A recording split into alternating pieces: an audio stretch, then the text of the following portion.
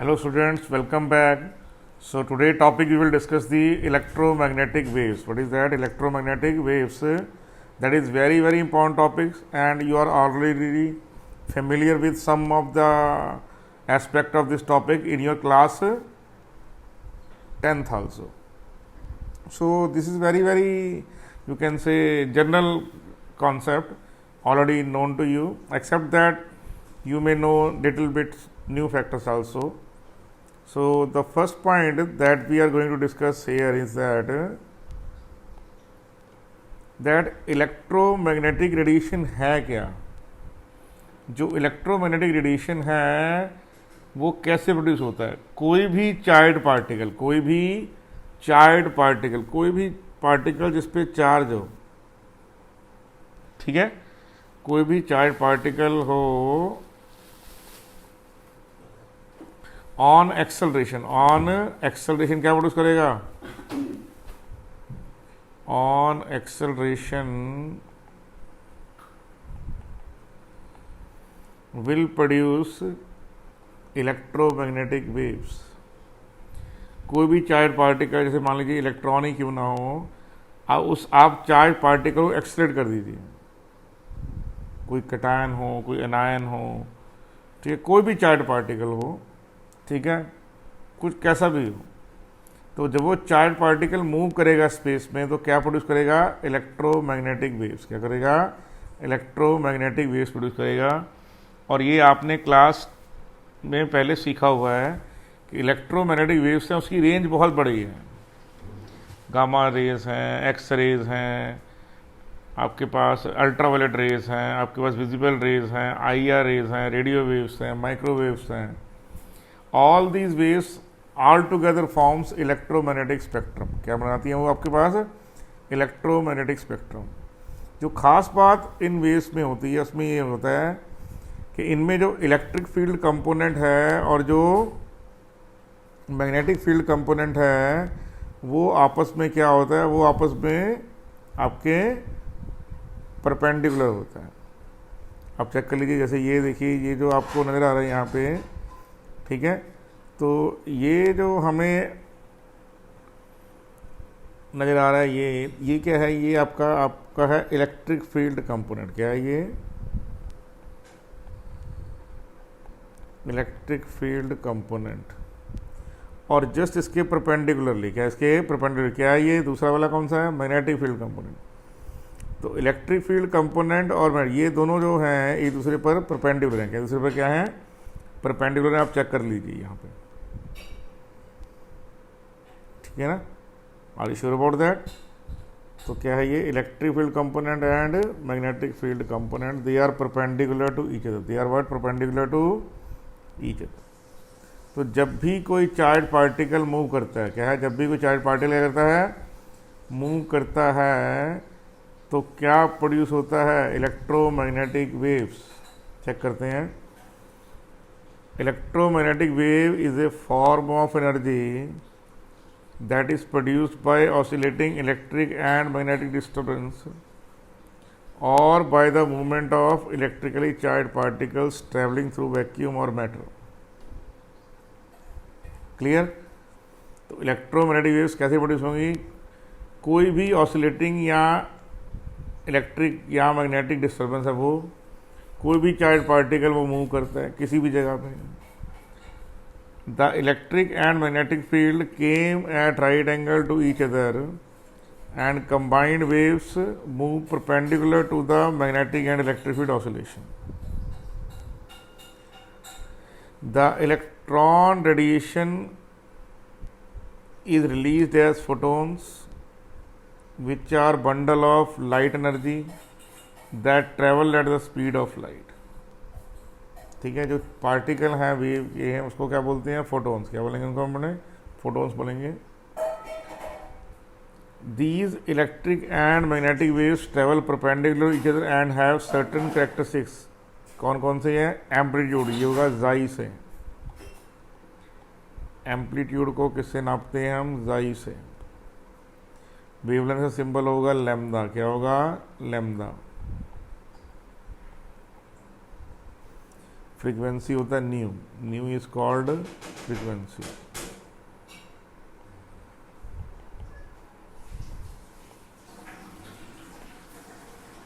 तो वेव के करैक्टर होते हैं कि उसका कोई एम्पलीट्यूड है, उसका कोई वेवलेंथ है, उसकी कोई फ्रीक्वेंसी है।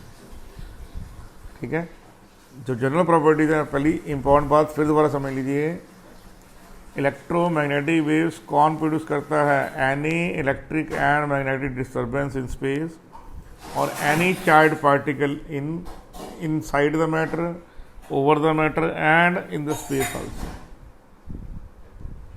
क्लियर आपको ये बात? Sure about that? फिर ये जो इलेक्ट्रोमैग्नेटिक रेडिएशन है can travel through empty space. ठीक है जी, तो ये एम्प्टी स्पेस में इसको कोई मटेरियल की जरूरत नहीं है कि मटेरियल चाहिए। ठीक है, जैसे जो साउंड वेव्स होती है ना, they require a gas, solid और लिक्विड, मतलब उनको मीडियम चाहिए। क्या चाहिए उनको? मीडियम चाहिए। लेकिन इलेक्ट्रोमैग्नेटिक वेव्स को कोई मीडियम नहीं चाहिए। ठीक है, और जो सबसे इम्पोर्टेंट बात है कि speed of the light wave is constant, उसकी फ्रीक्वेंसी और वेवलेंथ चेंज होगा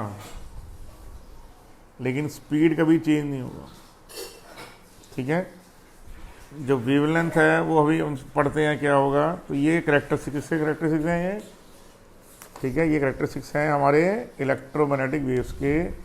ये जो थ्योरी है ये किसने? मैक्सवेल ने दी थी। किसने दी थी बड़े? ये साइंटिस्ट का नाम है जेम्स क्लार्क मैक्सवेल। क्या नाम था? James Clerk Maxwell. ठीक है, इसको हम अगर दोबारा से समझ ले ध्यान से तो एक पॉइंट और समझेंगे। वो कौन सा है कि जो भी एनर्जी इमिटेड होगी किसी भी सोर्स से, वो जो एनर्जी है वो in the form of radiation ही रिलीज होगी और इसको बोलते हैं रेडिएंट एनर्जी। क्या बोलते हैं इसको? रेडिएंट एनर्जी कहा जाता है इसको। Are you sure about that? ठीक है, मैं दोबारा बोल रहा हूँ, the energy is emitted from any source, ठीक है, in the form of radiation and it is called as radiant energy. क्या बोलते हैं उसको बेटे? रेडिएंट एनर्जी बोलते हैं। Are you sure? ओके, अब नेक्स्ट पॉइंट पे चलते हैं। दोबारा समअप कर दें, इलेक्ट्रोमैग्नेटिक वेव्स क्या होती हैं? ये एक बहुत बड़े जिसको बोलते हैं कंस्टिट्यूएंट का हिस्सा है, मतलब सारी वेव्स इलेक्ट्रोमैग्नेटिक रेडिएशन का ही पार्ट है। जैसे कॉस्मिक रेज हैं, गामा रेज हैं, एक्स रेज हैं, अल्ट्रावायलेट रेज हैं, विजिबल हैं, आईआर है, माइक्रोवेव्स है, रेडियो वेव्स हैं। इन सबको मिला दो तो पूरे का पूरा स्पेक्ट्रम बनता है, जिसको बोलते हैं इन सबकी स्पीड सेम है। ठीक है ना, गामा से लेके कॉस्मिक रे से लेके रेडियो वेव्स तक से लेके जितनी भी वेव्स हमने बोली हैं आपको, ऑल हैव सेम स्पीड। जो डिफरेंस है वो डिफरेंस सिर्फ इनके वेवलेंथ का या फिर फ्रीक्वेंसी का है। Are you sure about that? Clear? देखिए क्या हो रहा है यहाँ पे, क्लियर नहीं क्लियर आपको मेरी बात? चेक कीजिए दोबारा से, तो हम दोबारा इस बात को समझेंगे।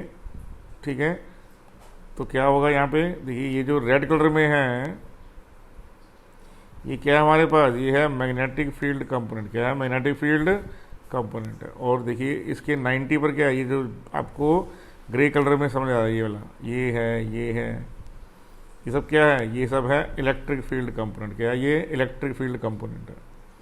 तो इलेक्ट्रिक फील्ड कंपोनेंट और magnetic field component they are at 90 डिग्री। चेक कर लीजिए, 90 डिग्री है एक दूसरे पे।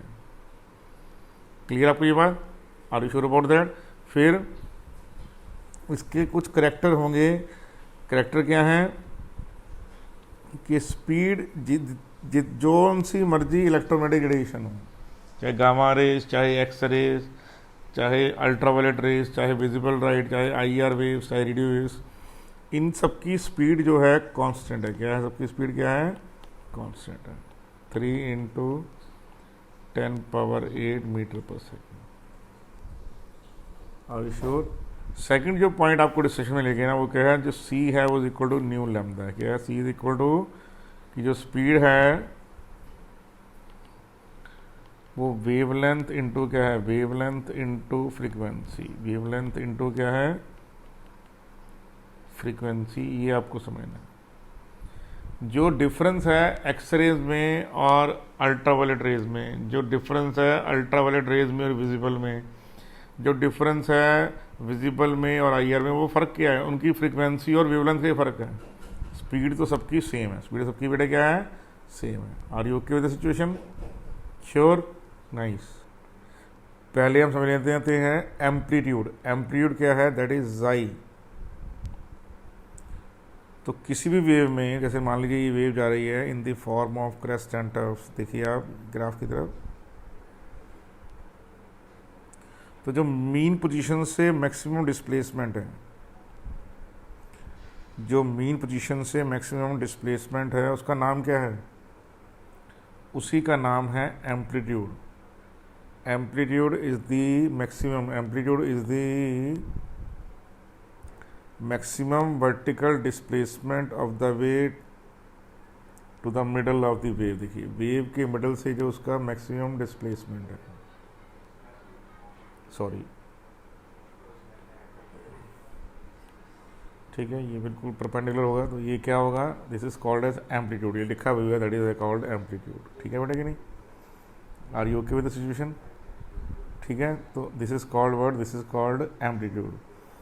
मैं दोबारा बोल रहा हूँ, एम्पलीट्यूड का सिंबल क्या है, जाई। क्या है, जाई। Amplitude is the distance from the maximum, यहाँ से लेके यहाँ तक का जो डिस्टेंस है, ठीक है, इसको क्या बोलते हैं, एम्पलीट्यूड। यहाँ देखिए लिखा हुआ है यहाँ, ठीक है।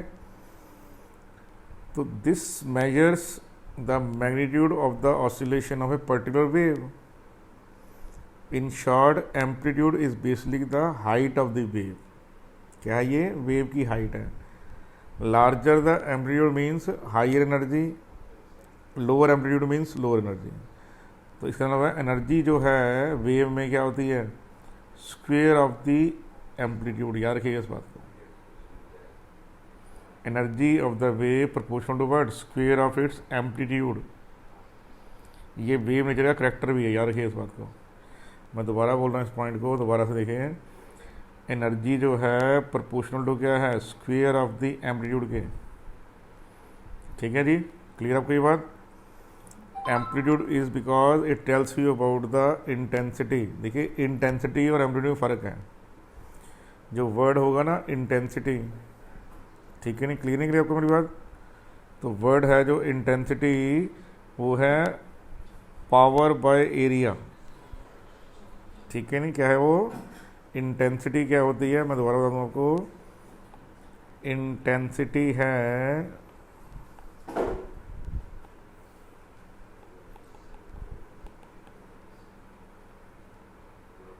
Power by area, power by area. ठीक है नहीं, तो पावर क्या होता है, जूल्स पर सेकंड। ठीक है नहीं, तो इसका मतलब क्या होगा, इंटेंसिटी का मतलब जब भी लिख रहे हैं तो क्या होगा, पावर बाय एरिया। कितनी पावर जनरेट हो रही है पर सेंटीमीटर स्क्वायर किसी सरफेस से, वो उसकी इंटेंसिटी होगी। वेवलेंथ को क्या बोलते हैं, wavelength denoted by the symbol lambda.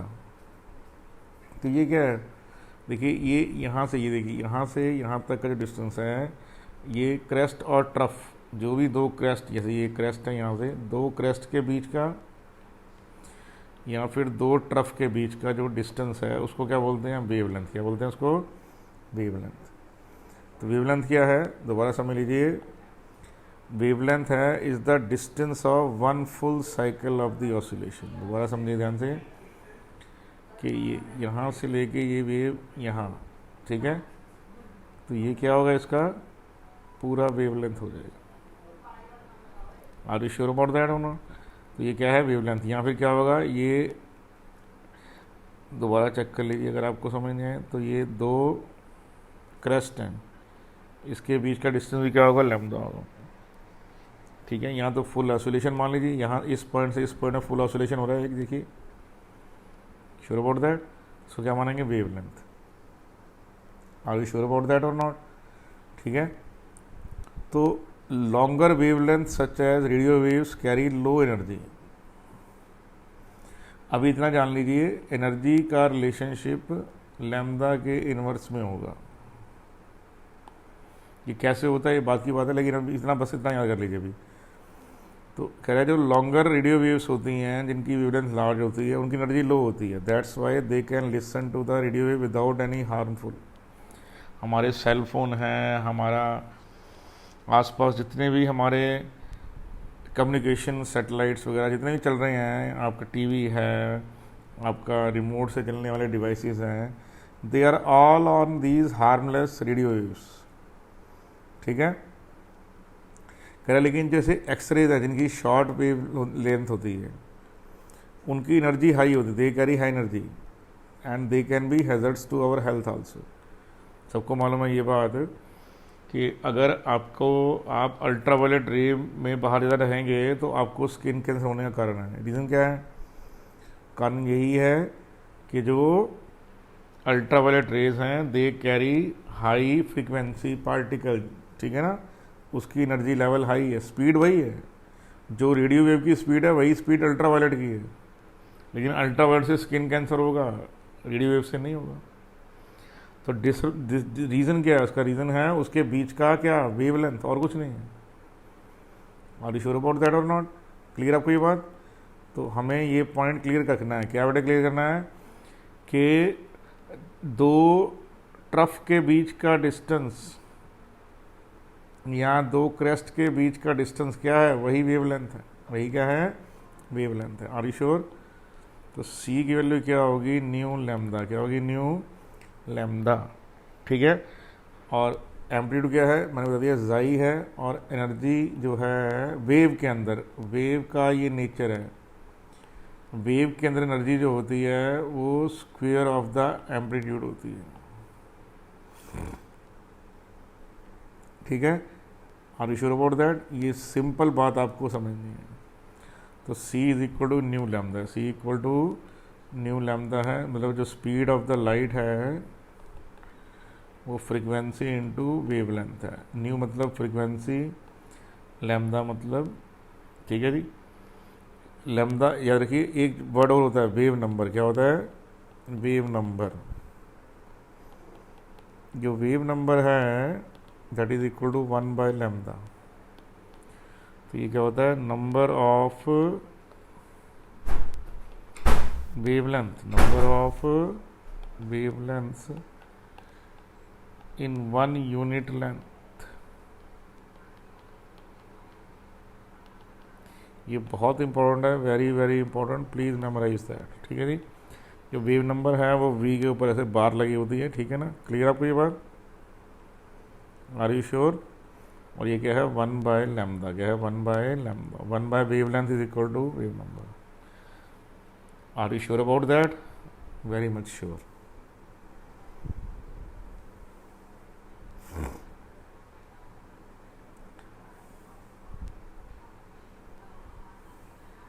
अब देखिए ध्यान से, जो c क्या है? ये है स्पीड ऑफ लाइट, और लैम्डा क्या है? वेवलेंथ। तो ये तो c स्पीड ऑफ लाइट है, लैम्डा वेवलेंथ है, तो स्पीड रिमेन्स कांस्टेंट। तो इससे खास एक मतलब हो गया कि अगर फ्रीक्वेंसी इंक्रीज करेगी लैम्डा डिक्रीज करेगा। इस रिलेशन में कभी c तो कांस्टेंट है, c की वैल्यू तो कांस्टेंट है, यस और नो? और अगर c की वैल्यू कांस्टेंट है तो if one is increasing other is decreasing, yes और नो? सिमिलरली क्या होगा? इफ फ्रीक्वेंसी डिक्रीजेज तो ऑब्वियस है wavelength increases. Are you sure about that? तो ये छोटे छोटे पॉइंट हैं, ये आपको याद होने चाहिए अच्छे ढंग से। क्लियर? ठीक है, फिर यहाँ पे देखिए, ये यहाँ से लेके यहाँ तक डिस्टेंस क्या है? वेवलेंथ का। किसका है ये? वेवलेंथ का डिस्टेंस है। तो ये 1 सिंगल वेवलेंथ है, ये सेकंड सिंगल वेवलेंथ है, तीनों की स्पीड सेम है। तीनों की स्पीड क्या है? यहाँ पर सेम है। दोबारा समझिए इस बात को, जो यहाँ पर c है वो है nu lambda. If nu increases lambda decreases. Check कर लीजिए स्पीड, क्योंकि ये कांस्टेंट है, 3 इंटू 10⁸ मीटर पर सेकेंड। Sure about that? उसी तरह क्या होगा? अगर फ्रीक्वेंसी डिक्रीज होगी ऑब्वियस है वेवलेंथ इंक्रीज होगी, स्पीड कांस्टेंट है। वेवलेंथ क्या है? दो कंसेक्यूटिव क्रेस्ट या दो कंसेक्यूटिव ट्रफ के बीच का जो डिस्टेंस है, जैसे ये क्रेस्ट के बीच का डिस्टेंस वेवलेंथ है, ये ट्रफ क्रेस्ट है, क्रेस्ट और ये ट्रफ, इसका डिस्टेंस है वेवलेंथ, क्या है वो वेवलेंथ है। तो ये रेड लाइट है, ये ग्रीन है, ये ब्लू है, तीनों में क्या है स्पीड कांस्टेंट है, स्पीड क्या है यहाँ पर कांस्टेंट है, ठीक है नहीं। तो डिफरेंस क्या है, तो ऑब्वियस है वेवलेंथ का, ये वेवलेंथ यहाँ पर है, इसकी वेवलेंथ यहाँ से यहाँ तक है और इसकी ये वेवलेंथ है, क्लियर नहीं क्लियर। तो वेवलेंथ डिफरेंट है, वेवलेंथ क्या है डिफरेंट है, चेक कर लीजिए। रेड की वेवलेंथ मैक्सिमम है और ब्लू की वेवलेंथ मिनिमम है इस गिवन केस में। Are you sure about that.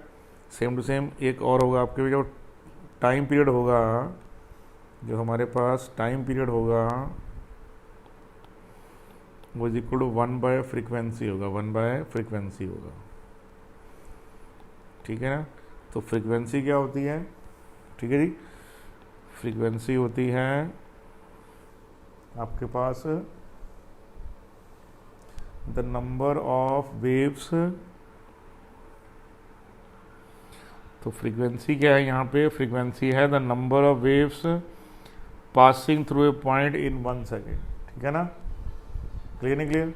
इसको हम बोलते हैं 1 हर्ट्स, क्या होता है 1 हर्ट्स, जेड से होता है, ये दोबारा समझ लीजिए, जो फ्रीक्वेंसी है ये हर्ट्स में भी बिलोंग करती है। तो 1 हर्ट्स जो है वो होता है 1 साइकिल पर मिनट। तो टाइम जो पीरियड है वो फ्रीक्वेंसी का इनवर्स है, ठीक है। और जो वेव नंबर है वो लैम्डा का इनवर्स, वेवलेंथ का इनवर्स है, ठीक है जी। ये 2 पॉइंट आपको ये देखिए, लास्ट मैंने आपको लास्ट में समझाया था, लास्ट में ही देखिए, ठीक है। नंबर ऑफ वेवलेंथ इन 1 यूनिट, ठीक है जी, क्लियर आपको ये बात। तो अब हम दोबारा से अगर इसको समझें तो हमारे पास वैल्यू क्या आ गई, C is equal to nu lambda. तो न्यू की वैल्यू क्या आ गई, C/λ। तो 1/λ क्या होता है, 1/λ वेव नंबर। तो आप बोल सकते हैं C wave number equal to frequency. Same to same आप क्या बोल सकते हैं यहाँ पर कि C/न्यू is equal to wave lambda, ठीक है नहीं। तो 1/न्यू क्या है, 1/न्यू, ठीक है जी, 1/न्यू टाइम पीरियड। तो ये भी क्लियर है। तो ये जो आपने हैं अच्छी तरह से मेमोराइज करने हैं। तो T क्या है, 1/फ्रीक्वेंसी। Are you okay with the situation, very much okay with the situation, are you sure. देखिए यहाँ पर ये क्या दे रखा है आपको, ये दे रखा है स्पेक्ट्रम, क्या दे रखा है, कंप्लीट इलेक्ट्रोमैग्नेटिक स्पेक्ट्रम, क्लियर आपको ये बात। तो पहले तो यहाँ पर देखिए बीच में क्या है, विजिबल है, यहाँ पे क्या है, ये विजिबल है। तो जो विजिबल वाला पोर्शन है वो यहाँ पे उन्होंने दिखाया हुआ है 380 to 760 नैनोमीटर, ठीक है नहीं। इन 2 नैनोमीटर के बीच में क्या है आपके पास, क्या है विजिबल, क्या है यहाँ पर विजिबल रेडिएशन है। तो कॉस्मिक रेज है, देखिए ये भी ऊपर वेवलेंथ गिवन है, नीचे फ्रीक्वेंसी गिवन है। तो बोल रहा है इंक्रीजिंग वेवलेंथ, यहाँ से यहाँ जाएंगे क्या होगा, वेवलेंथ इंक्रीज करेगी, तो ऑब्वियस है फ्रीक्वेंसी डिक्रीज करेगी। Are you sure about that. तो ये है cosmic rays, gamma rays, X rays, all these values are given. Simple बात है, वेवलेंथ डिक्रीजेज तो फ्रीक्वेंसी इंक्रीजेज। तो क्या होगा, if wavelength increases frequency decreases, क्योंकि स्पीड क्या है, स्पीड कांस्टेंट है, क्योंकि स्पीड क्या है, कांस्टेंट है। तो विजिबल की रेंज आप याद रखिए 380 नैनोमीटर से 760 नैनोमीटर के बीच में होती है, ठीक है। तो इसमें देखिए जैसे जैसे वेवलेंथ बढ़ रही है, colour becomes more and intense towards red, ठीक है ना। विबग्योर आप सबको मालूम है, violet, indigo, blue, green, yellow, orange, red. Are you sure about that, clear. ये सब नाम आप याद कर लीजिए, श्योर।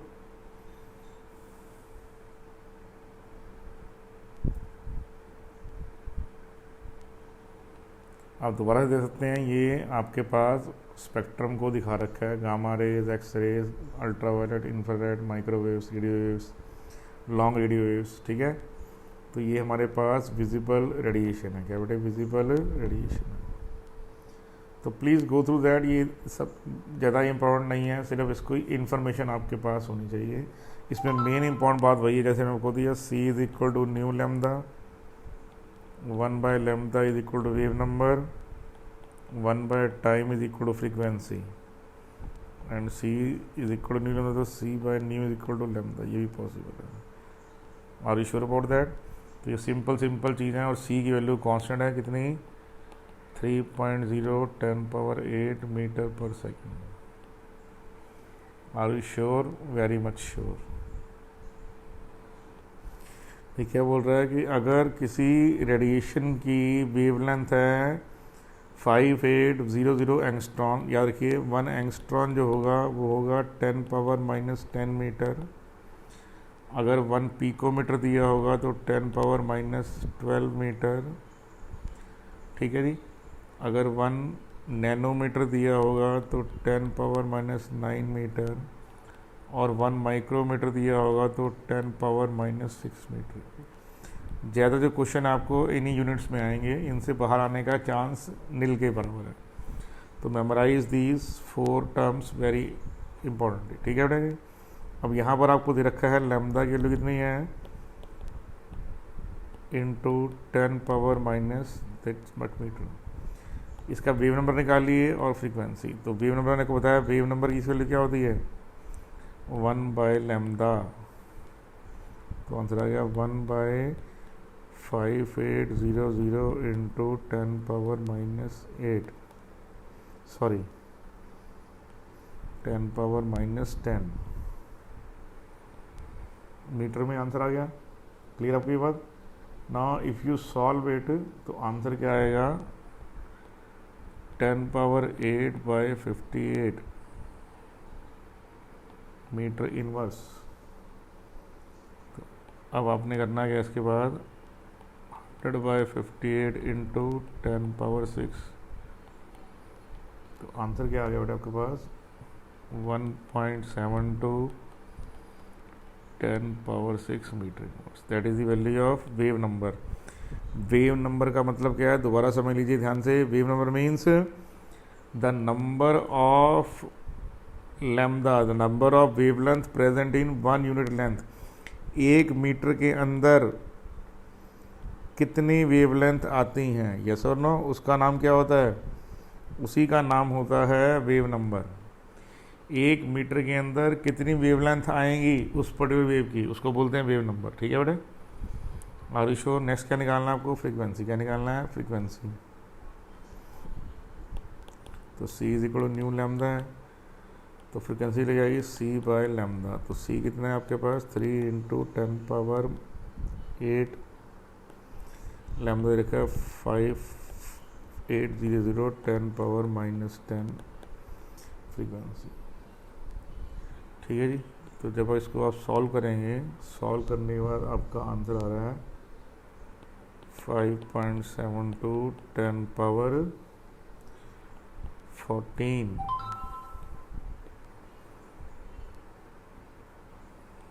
ठीक है। इसको हर्ट्स लिख दीजिए, या फिर इसको आप सेकंड इनवर्स लिख दीजिए। बात एक ही है, दोनों आंसर सेम ही हैं। Are you sure about that? Pretty much sure, ठीक है। इजी है कि नहीं, बहुत इजी है।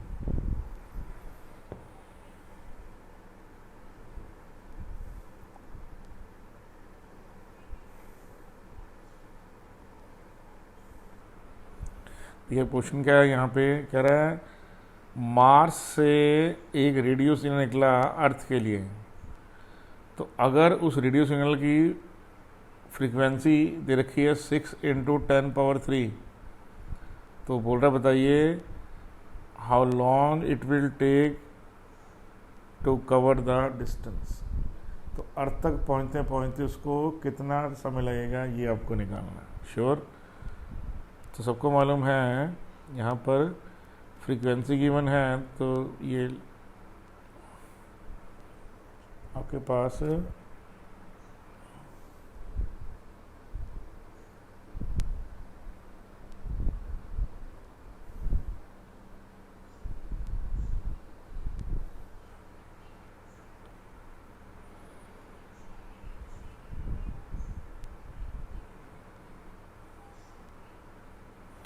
देख क्या होगा यहाँ पे, आपको पता है डिस्टेंस को चेक करना है आपको। स्पीड ऑफ लाइट कांस्टेंट है, स्पीड ऑफ लाइट कांस्टेंट है, that is the speed of light. Clear आपको ये बात? श्योर। अब डिस्टेंस निकालना है आपको। डिस्टेंस दे रखा है 8 इंटू 10 पावर 10 मीटर, क्योंकि 1 किलोमीटर में 1000 मीटर होते हैं। श्योर अबाउट दैट और नॉट? तो आपने कर लिया इस चीज़ में, ठीक है ना। 1 किलोमीटर में कितना होगा? 1000 मीटर होगा, तो ये लगा दिया हमने 1000 मीटर के हिसाब से, सॉरी 100 मीटर। तो यहाँ पे आपके सामने क्वेश्चन क्या आ गया, यहाँ पे 7 था, कितना था? तो डिस्टेंस 7 था, यहाँ पे 7 इंटू 3 10 हो गया। ठीक है बढ़िया, क्लियर आपको ये बात? तो distance from Mars to Earth कितना हो गया? ये हो गया। तो टाइम होता है distance by speed, distance divided by speed.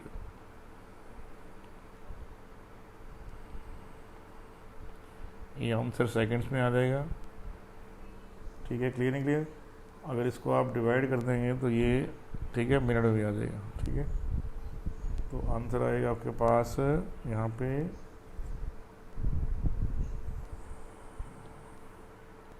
तो ये लगभग 266 सेकेंड्स आ गया इसमें। ईजी है कि नहीं? अब देखिए, चाहे वो रेडियो वेव हो, चाहे वो एक्सरेज हो, चाहे वो अल्ट्रावायलेट हो, चाहे वो आपकी रेड लाइट हो, चाहे आपकी ब्लू लाइट हो, कुछ भी हो, they all have same speed. इन सब की स्पीड सेम रहती है। इसलिए इस क्वेश्चन के चक्कर पड़ेगा कि ये इसमें फ्रीक्वेंसी क्या बना। फ्रीक्वेंसी और वेवलेंथ इलेक्ट्रोमैग्नेटिक वेव में डिफरेंट हो सकती है, लेकिन स्पीड डिफरेंट, स्पीड कांस्टेंट रहेगी। All electromagnetic waves have constant speed. क्या उन सबकी क्या है?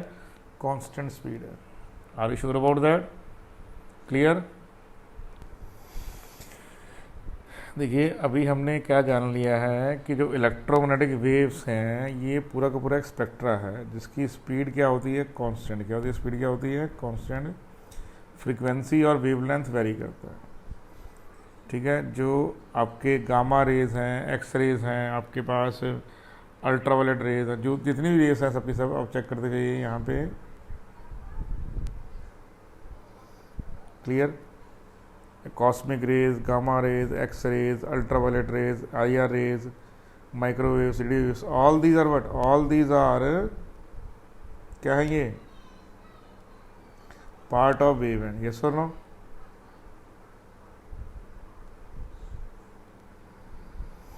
तो इन सब में क्या है? इन सब के अंदर कांस्टेंट स्पीड है। अब जो कुछ फिनोमेनन है, फिजिकल फिनोमेनन जो लाइट शो करती है, जैसे डिफ्रैक्शन पैटर्न है, इंटरफेरेंस ऑफ वेव्स है, पोलराइजेशन है, ये सब जो इलेक्ट्रोमैग्नेटिक वेव थ्योरी है अच्छे ढंग से एक्सप्लेन कर देती है। जो कुछ भी ये फिनोमेनन जो हो रहे हैं, they are all well explained by electromagnetic waves theory as given by Maxwell. लेकिन ये जो इलेक्ट्रोमैग्नेटिक वेव थ्योरी है, ये हमें बता नहीं पाती। देखिए, वेव थ्योरी में याद रखिए, वेव थ्योरी में जो सबसे इंपॉर्टेंट बात है वो ये है, जो एनर्जी है वो proportional to square of amplitude है। क्लियर है आपको भैया? कि जो एनर्जी है वो एम्पलीट्यूड पे बेस है। जो वेव का एम्पलीट्यूड होगा, जो वेव का एम्पलीट्यूड होगा वो डिसाइड करेगा एनर्जी क्या है। इसको ऐसे समझ लीजिए कि एक बच्चा ड्रम बजा रहा है तो कम आवाज़ होगी, लेकिन अगर 100 बच्चे ड्रम बजा रहे हैं तो उसकी आवाज़ सब एक दूसरे में ऐड हो जाएगी। ये जो आवाज़ का ऐड होना है, ये इंटरफेरेंस है। और ये अब क्या होगा? आवाज़ बहुत ऊंची ऊंची आवाज़ आएगी। तो वेव का फिनोमेनन है कि उसकी जो एनर्जी है वो एम्पलीट्यूड के स्क्वायर पर बेस होती है। लेकिन कुछ ऐसे फिनोमेनन भी हैं जैसे black body radiation, photo electric effect है, वेरिएशन ऑफ हीट कैपेसिटीज़ हैं, लाइन स्पेक्ट्रा ऑफ एटम्स हैं। ये जो खासकर ये 4 फिनोमेनन हैं जो आपको, ठीक है, पढ़ाए जाएंगे। ये दो तो आप यहीं पर पढ़ेंगे। लाइन स्पेक्ट्रा आप केमिस्ट्री फिजिक्स दोनों में पढ़ेंगे और हीट कैपेसिटी भी आप केमिस्ट्री फिजिक्स दोनों में पढ़ेंगे। क्लियर आपको ये बात? तो उसमें क्या होगा, आपको बताया जाएगा कि ये जो फिनोमेनन है can not explain by what, by wave theory. ये जो फिनोमेनन है लाइट को वेव मानकर नहीं बता सकते। ये फिनोमेनन तभी प्रूव हो सकते हैं जब हम लाइट को पार्टिकल माने।